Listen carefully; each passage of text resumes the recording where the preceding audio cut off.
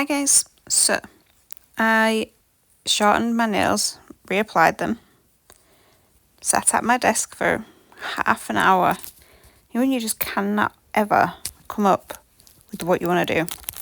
So I had a quick look on Pinterest and decided I really liked this style. So I thought I would share with you how I went about it. So I still haven't done my crappy, scabby or horrible hand. But these ones just needed shortening and reapplying because they were getting a little long. So you're going to need some white gel polish, I beg your pardon. But you want one that doesn't have a super wet tacky layer. So some of the polishes have a slightly drier tacky layer than others. This one is fairly dry. And some pigments. Now these pigment pots last forever. I've had these about 6 years and they're still practically full. So I am just going to draw borderlines. You could do these in any shapes. I have just chosen this way. But you will see me flip my hand over here to work out the middle line, because that finger from knuckle to knuckle bends in entirely different directions. So after your main knuckles, like when you make a fist. So the next one down sends my finger to the left, and then the next one down sends it to the right. It is crooked as all hell. So that is the only way for me to guarantee I'm getting a straight line. But also it's a good chip in general, because if you're tilting your fingers towards yourself like I currently am, the view or your straight lines are completely different when you flip your hand round and flatten it out, as if you were showing somebody what they look like. So this doesn't need to be a super thick layer. And your other options also are EL Nail Systems, which used to be Glitterama. I don't know if they still do it. They used to do a colour lift base, and some other brands like CJP do one as well. So it's like a white base with like a tacky layer. It's also a good option. So you're just using that to draw your lines or draw your shapes. I saw some videos with half the nails done, which looked really pretty as well. And lots of other things. This was just tonight's design. I'm kind of actually liking them. I don't know if any of you have seen my last video about the nail movement on TikTok started by Nikki Nunu. If not, check out the video. She's still posting daily with companies that are willing to send out PR to people, or like huge discount codes in some cases.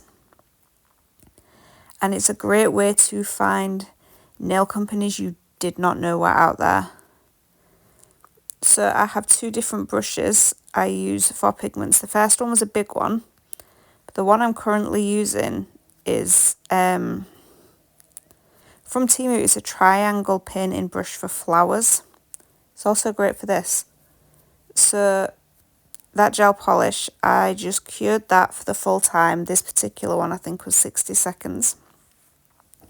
And then I'm going from lightest to darkest, just so I don't have to fully clean off my brush. And I'm only using the pigments in the lids because these little suckers go everywhere. A good tip is also to put a baby wipe down on your desk, because the stuff just sticks to that, and it's better that than floating around your room. So mine, I'm putting the lids on these because I can't be trusted not to throw them away. Well, not throw them away, blow them all over.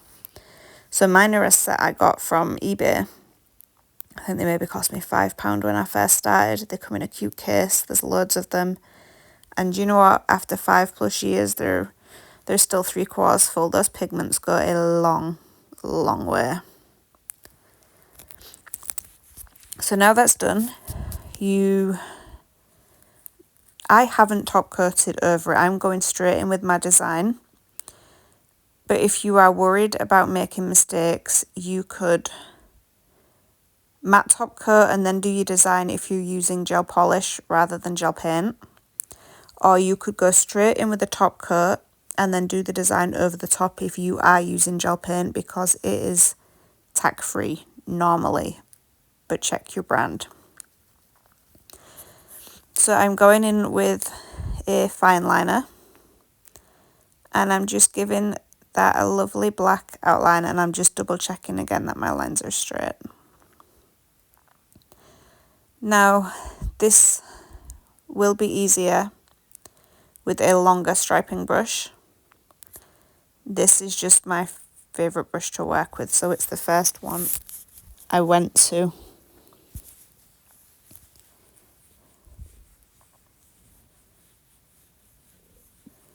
And you just want to outline your pan.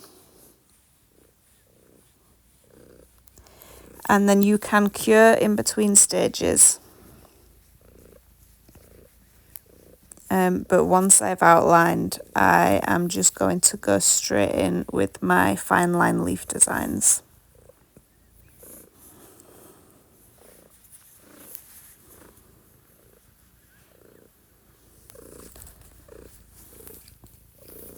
I apologise if you can hear the pairing. I am voice overing while laid on my bed. And ouch, Miss Marvel has come along for a snuggle.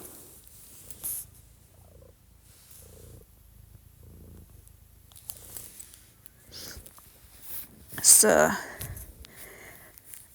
you want to remove most of the gel from your brush, and then just very, very lightly, with very minimal pressure, you're going to pull that strand up. And then the way I found it easiest for leaves, you do have a few options. So I like to put a little blob on the end of the brush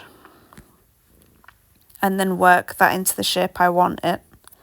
And then I pull down to give me the tiny little stalk. Another option is to draw your tiny little stalk and then pull out the pin around that to give the leaf. Or the final option, which is actually, to be fair, a quite good option, is to use a dotting tool. Put a dot where you want your leaves to be, a decent sized dot, enough for your leaf. And then you switch that for a fine liner and you pull that pin into your leaf shape, and that gives you like that perfect round bowl shape at the bottom of your leaf. And then you'll just drag back for your little stem. There are also a lot of stamping plates out now with outline art on. So that is also an option, is to stamp the lines on.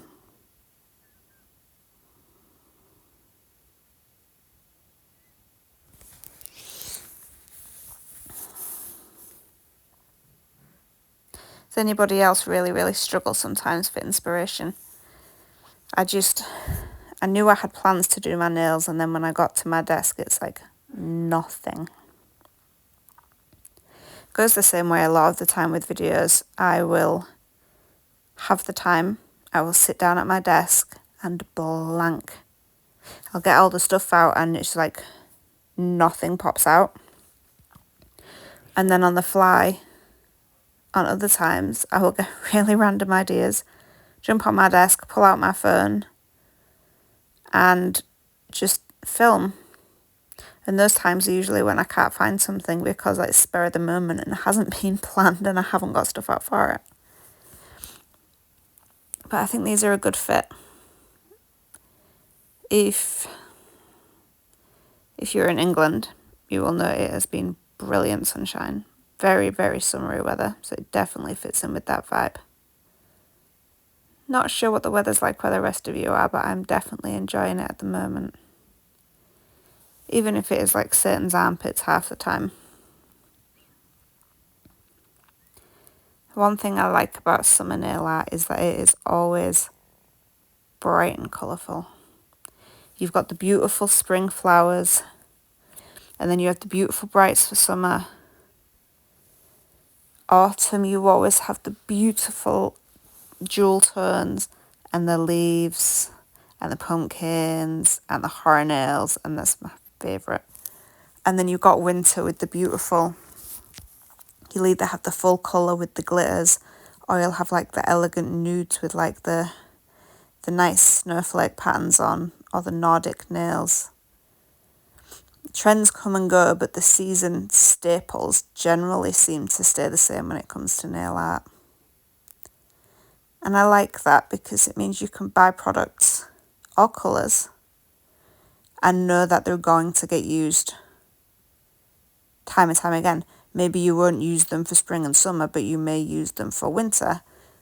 Or like your autumn colours you might only use at the back end of the year, but you know they'll get used next year if you don't use them this year.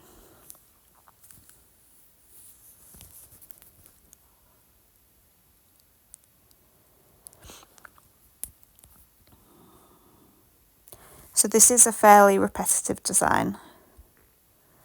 But you can change it up. You could have different leaves. You could have dots. You could have animal print.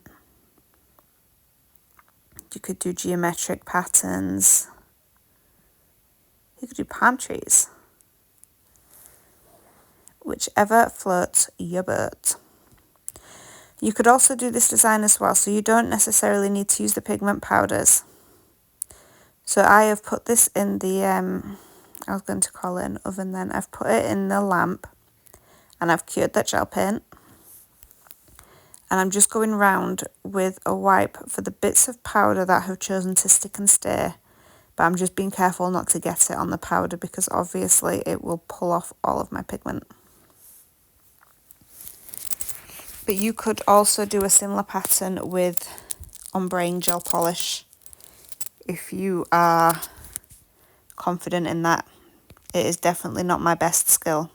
In fact, it's far from my best skill. Ombre with acrylic, no problem. Ombre with gel polish, enthusiastic, but definitely needs work. So we are just top coating and just cleaning up any sneaky little mistakes. But I hope you give this design a try, guys. And I hope you've enjoyed watching. Please leave a like, and if you haven't already, please consider subscribing. And remember to check out my other videos. There is a few there. And if you haven't already, and you're a nail tech or nail enthusiast or a qualified nail tech person, check out TikTok and check out the Nikki Nunu movement. The link is in my video talking about PR opportunities. So definitely worth a watch if you haven't already. And I will leave you to finish watching the finished product. And I will see you all shortly, guys. Bye.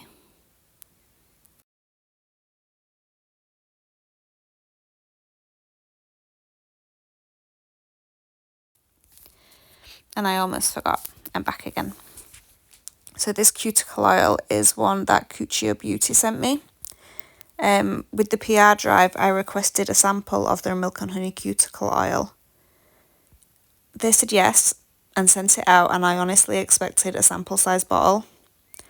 And bless their souls, they have sent a 75ml huge whopper of a bottle. And let me tell you, that stuff smells goddamn beautiful. Really, really delicate and super spa-like. Really liking it. So I have posted a video on that for my TikTok. And I should have some more up for that as well shortly. Definitely worth looking at the cuticle oil though. And that's not me saying that just because they sent me a freebie. That's me saying that because I love the smell. It reminds me of the Radox shea butter body wash and bubble bath that they do. Beautiful. I'm going away again now. Bye, guys.